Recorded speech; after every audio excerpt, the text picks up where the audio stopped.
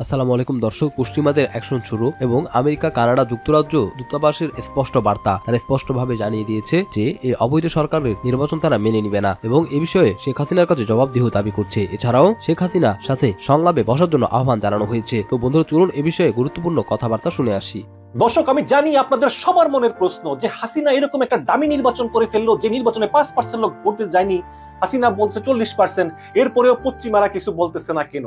দেখুন, পশ্চিমাদের হিসাব নিকাশ আছে। আমি মনে করি যে পশ্চিমাদের যে 5জন আমেরিকান যে টেকনিক্যাল টিম আছে, ওরা আসলে আমেরিকা ফিরে গেলেই তার একটা পদক্ষেপ নিবে, বাট অলরেডি কিন্তু অ্যাকশন নেওয়া শুরু করেছে। আপনি দেখেন যে এই হাসিনা যেই বিদেশি পর্যবেক্ষক বলে যে ভিক্ষুকদেরকে আসে না, বিদেশে ভিক্ষা করে, সেই ভিক্ষুকদেরকে পর্যবেক্ষক সাজিয়ে কানাডার, তারপরে যুক্তরাজ্যের, তারপরে আমেরিকা থেকে এনে তারা 5 স্টার হোটেলে রেখে প্রচুর টাকা পয়সা পকেটে দিয়ে বলেছে বলো যে নির্বাচন সুষ্ঠু হয়েছে। ওরা বলেছে নির্বাচন অত্যন্ত সুষ্ঠু এবং নিরপেক্ষ হইয়াছে।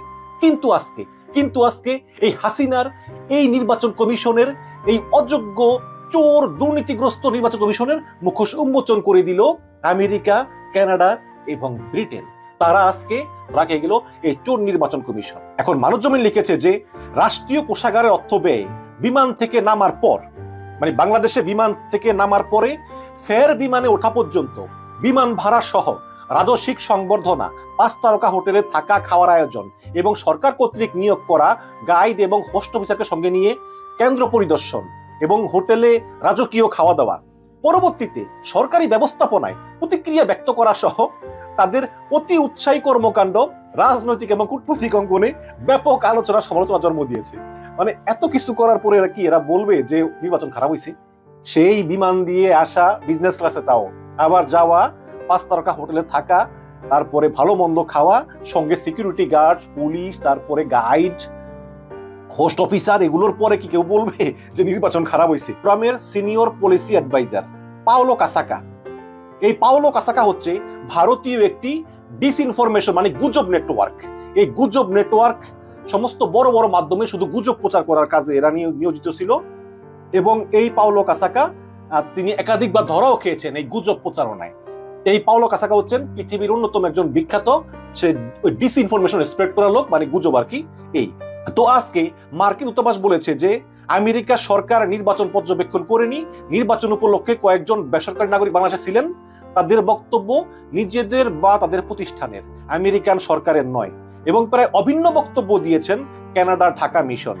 সোমবার তারা টুইটারে লিখেছেন যে বাংলাদেশে 7 জানুয়ারি 2024 সালে অনুষ্ঠিত জাতীয় সংসদ নির্বাচনে কানাডা সরকার কোনো নির্বাচন পর্যবেক্ষক প্রেরণ করেনি এবং পর্যবেক্ষক হিসাবে চিহ্নিত কানাডিয়ান নাগরিকদ্বয় স্বতন্ত্রভাবে নির্বাচন পর্যবেক্ষণ করতেছেন এবং তাদের মতামতের সঙ্গে কানাডা সরকারের কোনো। এদিকে দর্শক, সুকৌশলে শিক্ষার্থীদের বইয়ের মধ্যে হিন্দুদের দেব দেবীর মূর্তির ছবি ঢুকিয়ে দেওয়া হচ্ছে। এমনকি ইসলাম ও নৈতিক শিক্ষা বইটিতেও এমন করা হয়েছে, যেটি নিয়ে ইতিমধ্যে অসংখ্য সংবাদ প্রকাশিত হয়েছে। তো এই গুরুত্বপূর্ণ বিষয়টি চলুন জেনে আসি।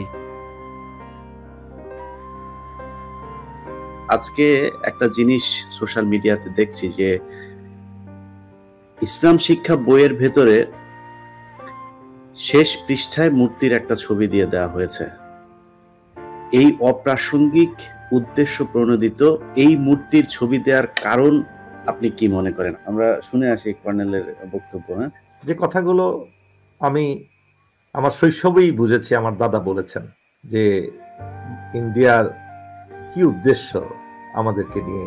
প্রথমত শিক্ষা ব্যবস্থার কথাটা যেটা বললেন, আপনি লক্ষ্য করে থাকবেন আমরা এমন এক হীনমন্য জাতি, আমরা রবীন্দ্রনাথ ঠাকুরকে নিয়ে যে ব্যস্ত সময় কাটাই, তার বিভিন্ন দিবস নিয়ে যে সময় কাটাই, যেভাবে তাকে লুটে পুটে খাচ্ছিলেন, মুসলমানদেরকে লেখাপড়া করতে দিতেন না, স্কুলে যাওয়া তো দূরের কথা, ওদের ওই যে হুক্কার কলকিতে, ওই কলকিতে আগুন দেওয়ার ক্ষমতা মুসলমানদের ছিল না।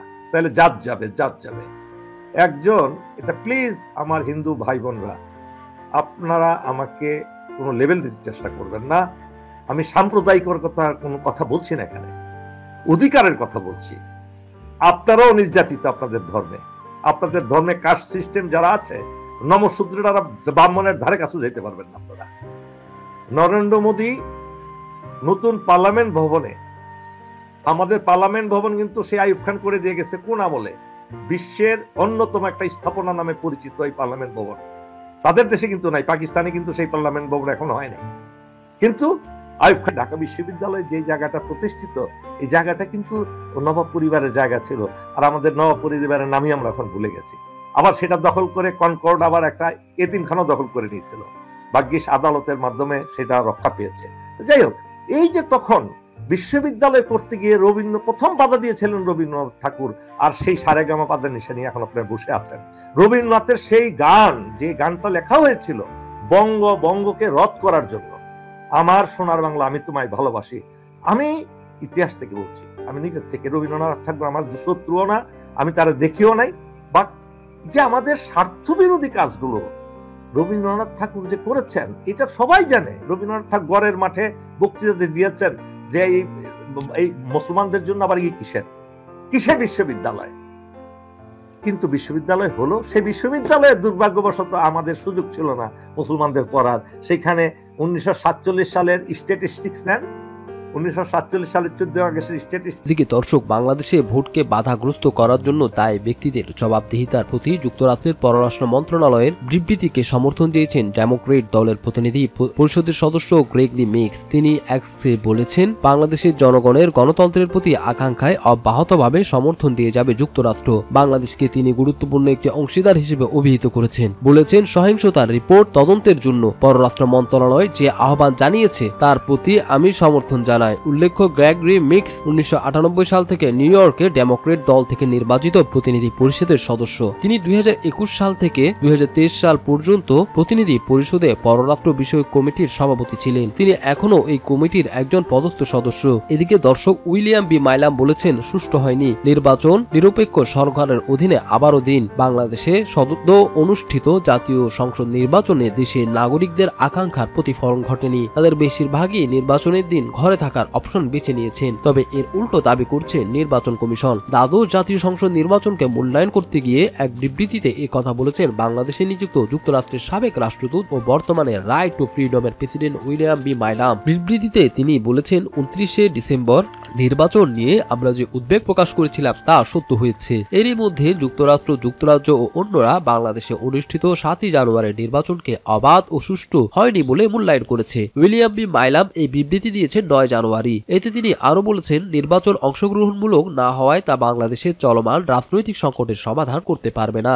এই বিষয়টি মাথায় রেখে নির্দলীয় একটি সরকারের অধীনে নতুন নির্বাচন দেওয়ার আহ্বান জানাই আমরা। একই সঙ্গে যেসব দেশ এই নির্বাচনকে অবাধ নয় হিসেবে দেখে তাদেরকেও একই আহ্বান জানানোর অনুরোধ জানান তিনি। বলেন, এমন নির্বাচনের অনুপস্থিতিতে আমরা এসব সরকারগুলোর প্রতি আহ্বান জানাই এই শাসক গোষ্ঠীর উপর কূটনৈতিক ও বস্তুগত সমর্থন বন্ধ করতে। উইলিয়াম বি মাইলাম আরো বলেন, আমাদের পক্ষ থেকে বাংলাদেশের জনগণের গণতান্ত্রিক আকাঙ্ক্ষার প্রতি অব্যাহতভাবে সমর্থন দিতে প্রতিশ্রুতিবদ্ধ। রাইট টু ফ্রিডম, যারা এই অধিকারকে লঙ্ঘন করে তাদেরকে জবাবদিহিতায় আনতে নিরপেক্ষ কণ্ঠস্বরকে একটি প্ল্যাটফর্ম দিয়ে সমর্থন করব। বন্ধুরা, আওয়ামী লীগকে যারা চিনতে পারেনি তারা চিনে নিক। আজ নব্য নির্বাচিত সংসদ সদস্যের শপথ নিয়েছে। 5 বছর পূর্ণ করা হবে, তারপর আবারও নির্বাচন করা হবে, বিরোধী দল হবে আওয়ামী লীগের পক্ষ থেকে। বিএনপি নামে দলটির মধ্যে হত্যা করা হবে, কেউ কিছু করতে পারবে না, শুধু হম্বিধম্বি অসার, বলেছেন একজন নাগরিক। তো দর্শক, হতাশ হওয়ার কোনো কারণ নেই, কারণ রাতের অন্ধকারে শেখ মুজিব যেরকম জয় বাংলা হয়ে গিয়েছিল, শেখ হাসিনাও একদিন সেরকম জয় বাংলা হয়ে যাবে। তবে এজন্য অবশ্যই কাউকে না কাউকে ঝুঁকি গ্রহণ করতে হবে।